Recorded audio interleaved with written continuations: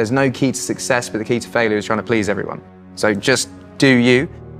I always kind of try and put myself in situations, like I've always tried to make records that I want to listen to. Like people always say, do you make music for your fan base? And I go, no. Like if I made music for my fan base, like I wouldn't be happy. I'd be making music to appease someone else. The reason I create music and play music is essentially to make myself happy. I feel like that's why anyone creates. You might never be the best at something, but you can always work harder than someone who is the best. I came into an industry where I am not the most talented person in my industry, but I know I can outwork everyone because that's the one thing I can do. I just think being yourself is so powerful. And I feel like a beautiful person, but without sounding weird about it, but because of it, I have now a confidence in myself. Because of being myself, all of these great things have happened. So now I can walk into an award show dressed however I want and be super confident about it because it's like I've done what I set out to achieve without compromising. You're allowed to be artistic and don't let anyone dim your light. Like you should always shine as bright as that. But it's about instilling confidence in people. And I think me having success, I can say to her, look, I was really weird and I've managed to have success. So if you just carry on doing you, you're going to have the same thing. If you fail, you've not lost anything. And if you achieve and make it good, the possibilities are endless. Everything leads up to a point and there's steps that you have to take basically, and just remind yourself of the steps. Should I do this? Should I not do this? I'm just going to experience it. Of course I'm insecure. Everyone I know is insecure. I think successful people are overly insecure because you have people kind of poking holes in you the whole time.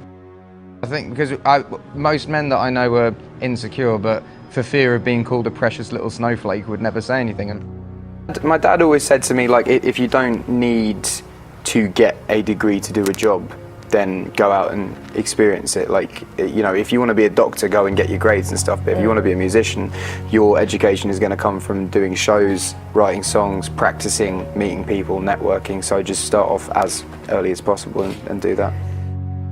Theory about the 10,000 hours theory. When I first started out, I saw Damien Rice in concert. I mentioned it in a song. I said, I won't stop till my name's in lights, Stadium Heights with Damien Rice. And literally, like, I watched him and was like, I want to do that one day. And wrote a million songs, did a million gigs, ended up kind of doing a similar thing. But it literally came from writing a song a day or 2 songs a day or 5 songs a day and just getting all these songs out of me, doing a million gigs, sometimes 3 gigs a day. We did 6 gigs a day one year at Glastonbury. But I think you view it as a dirty tap. When you switch a dirty tap on, it's going to flow shit water out for a substantial amount of time, and then clean water is going to start flowing, and now and then you'll get a bit of shit, but as long as it gets out of you, it's fine. So with songs, you're going to write shit songs at the beginning. You are. My songs were terrible. My raps were terrible. Like, I listened to it the other day, it was awful. But I got it out of me, and the more and more you write, the more and more you experience, and then you start flowing clean water, and songs start getting better and better and better. And when you're on a good streak, you're writing good songs, now and then you're going to write a shit song, and that song is out of you and you can move on. And it's the same with gigs. Like, you will always play bad gigs at the beginning. That's what you need to do. And then the more gigs you do, the better you'll get. Now and then you'll have a shit gig, but that's all right because you've got it out of you and you've experienced it. So I just say the more and more you can do, you put in your 10,000 hours, write as many songs as possible, gig as much as possible. Always be nice to people, because that is how the music industry works now. It doesn't work on who's the best. It works on who's got the best music and who's the nicest. The key is not to be swept up. I'm an artist, but I'm still a human being. I'm not a pop star. You know, I'm still a normal guy that grew up in the countryside, and as all my friends are still the same. I drive a Mini Cooper. I shop in the same supermarket. I feel like the moment you lose that, you start losing your audience, because people can't relate to you. So you just have to be human.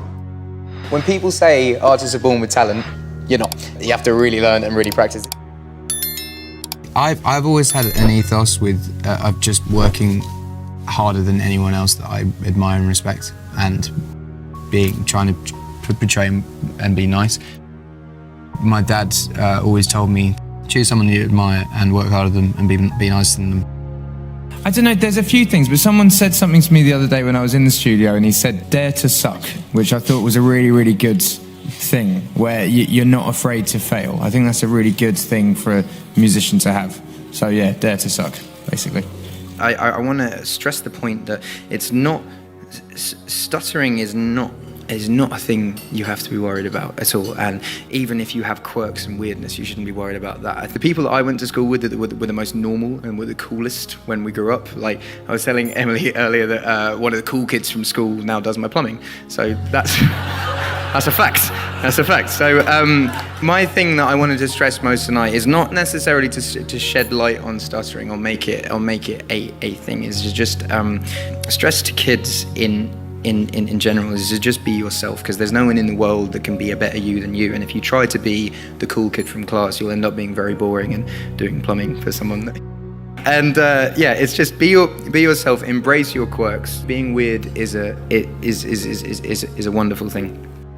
My goals and dreams, I've said this a million times, my goals and dreams are always to play Shepherd's Bush Empire and have a gold album. And with the week the album came out, we played Shepherd's Bush Empire and the album went gold. And then from there, it's just kind of gone.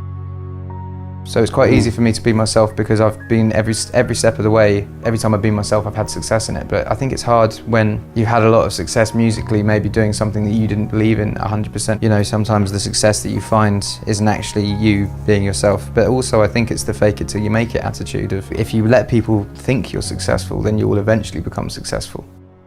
My pain might be different to someone else's. It might not be on the scale of anyone else's, but it still creates music. I don't really see the point of making music if it's not an expression of self or a form of therapy. You know, it's like, if I have a bad day, I want to write a song. I don't want to write a song to have a hit. I want to write a song because I want it to make me feel better. When you're angry with something, you write either an email or a letter to that person, and then you just write everything down and then you don't give it to them. It's just about getting it out, and it just makes you feel better. You have it, you read it, you rip it up, you're done. All creatives are prone to real ups and downs, because you have a part of your brain that you open to write a song, that you let these really personal emotions out to write the song, but then that part doesn't close sometimes, so you are just, you feel so much, and you are up and down and up and down, and my highs are really high but my lows are really, really low, and I got really low and realised that the thing that made me happy was writing songs and getting those feelings out again.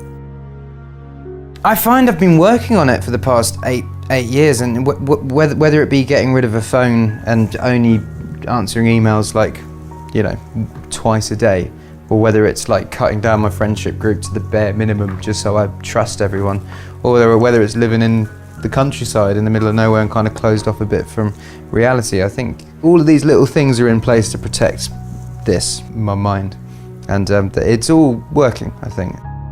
Fame is an enhancer of anything that is going on. If you have an ego, you get a bigger ego. If you're anxious, you get more anxious. If you're shy, you get more shy. I look at my dad, and my dad has 4 friends now, and they're like his core friends. And he probably had 20 friends when he was 20 or 25.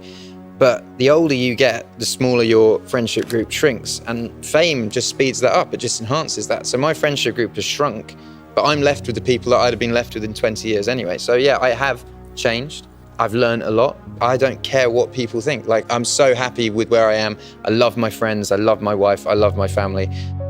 No one's to celebrate the success with, like, what's the point? So I'd say the greatest success has been settling.